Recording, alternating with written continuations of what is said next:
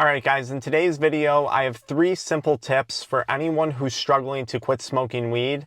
And I say this not only as someone who used to smoke weed, but as someone who deeply struggled with cannabis addiction, who now has zero interest in ever consuming the substance again. And each of these tips are going to kind of build on one another and go hand in hand, so try your best to bear with me throughout this video. Tip number 1 would be, don't make quitting smoking weed about quitting smoking weed. In most cases, when people are quitting a substance, there's a reason that they're quitting. They want better finances. They want better physical health.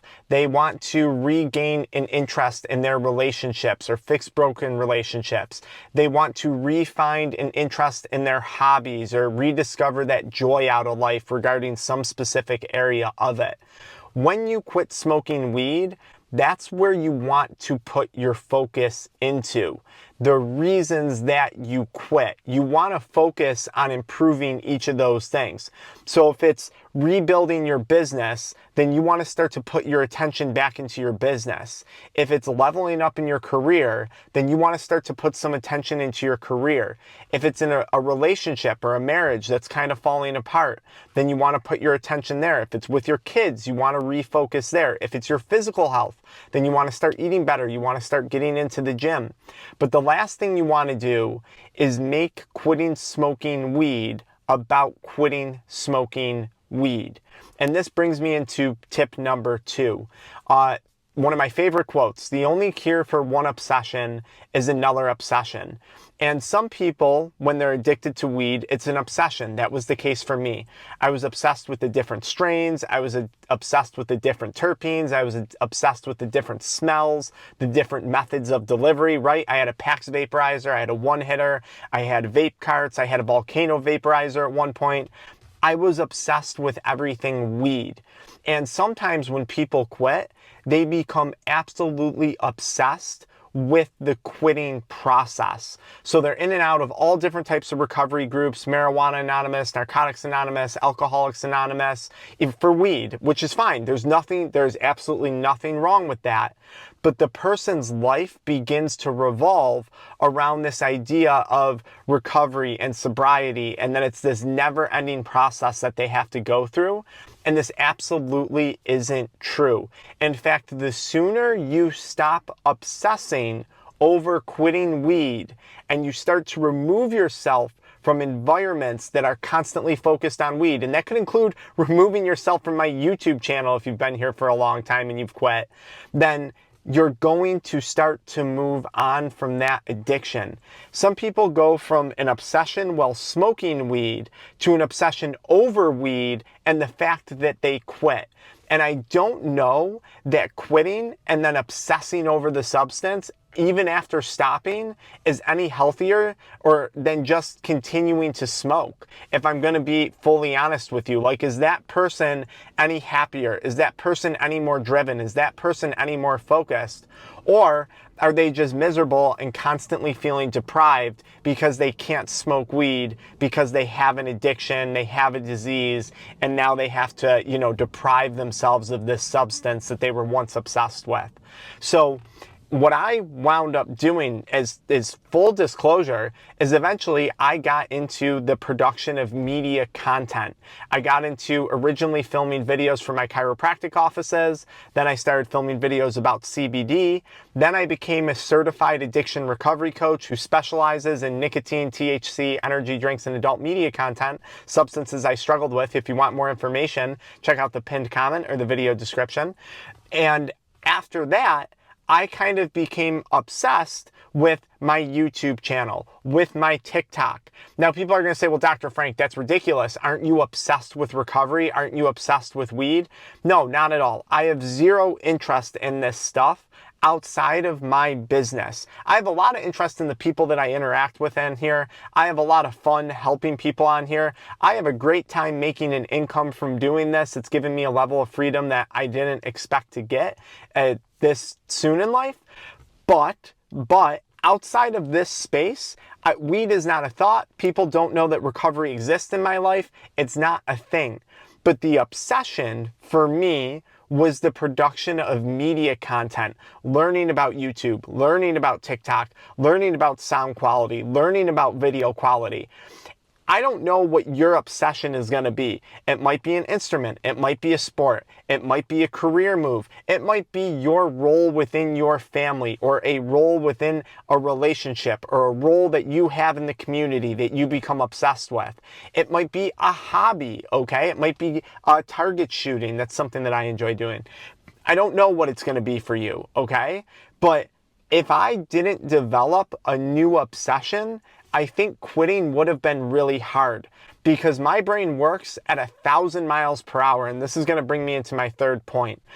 And I needed something that I could funnel all of those thoughts, all of that anxious energy, all of that just anger, frustration, energy, happiness, sadness, that I could funnel all of those emotions into.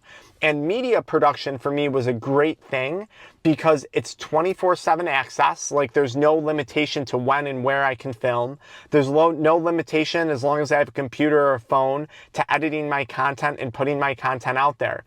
And I say that because that's important when it comes to my obsession, because it's fast acting and it's always accessible. Similarly to weed. Weed is very fast acting, and for a lot of people, it's always accessible. So someone who maybe quits smoking weed and just becomes solely obsessed with the gym, well, they might not have 24 access to the gym, or they might not have, at least I don't, the physical capacity to work out for 7, 8 hours a day as an obsession.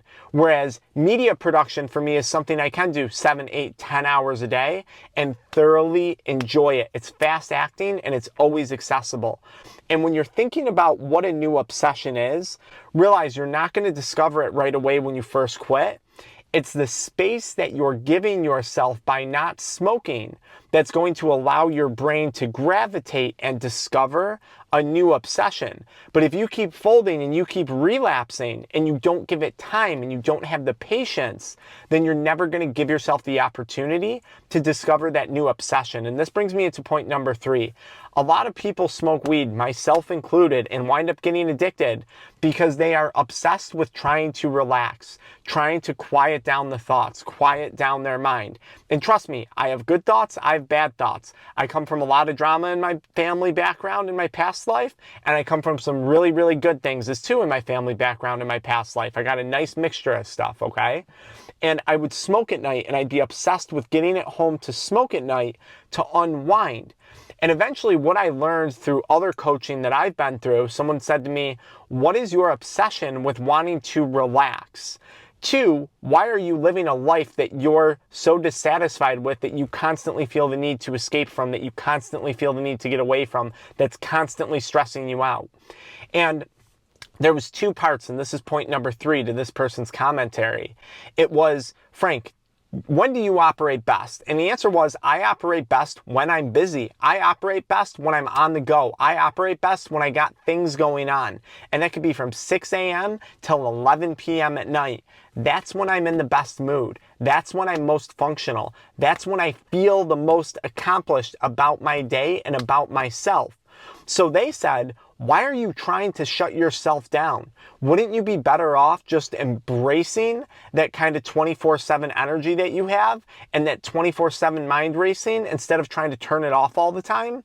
Because they pointed out to me, and this might be similar for you, when you shut that off, that's actually when you're at your worst. Like when I would get stoned and watch adult media content and eat like crap and wake up the next day, I would feel like garbage. As compared to if I worked a 7, 8 hour day, 10 hour day, 12 hour day, came home, worked out, cleaned my house, read some books, did some other work online, whatever it is, caught up on some emails, spent time with the family. Yeah, I'm exhausted, but I would wake up the next day, sure, maybe feeling tired, but feeling super accomplished and feeling like happy and good about what I got done. So why constantly try and shut that down? And it was through quitting, not initially, but over time, that I was able to develop a lifestyle that I didn't feel the need to escape from, to relax from. But I never would have got that lifestyle if I didn't quit smoking weed, allowing myself to find a new obsession, find something that I could be passionate about, that hopefully for you also drives you an income, because that helps, right? Nothing is free in the world. Even watching this video isn't free for you. It's costing you your time at the very least. That's if you don't join our group community or do our one-on-one coaching programs. Disclaimer about the group community: we go a lot deeper than just quitting smoking weed. We talk about fitness, finances, relationships, all types of stuff. Addiction Mindset School community. Join that if you want. It's a month-to-month membership. But that's the thing. If you're working on something that you're obsessed with, and it's something that you're passionate about, and you're no longer focused and obsessing over quitting smoking weed, you're not going to feel the need to turn your brain off, because like me, you might wind up being fueled and driven by those thoughts because they're revolving around things that aren't weed related, that aren't related to quitting weed and addiction recovery, that are actually related to something that you could be obsessed over and passionate about.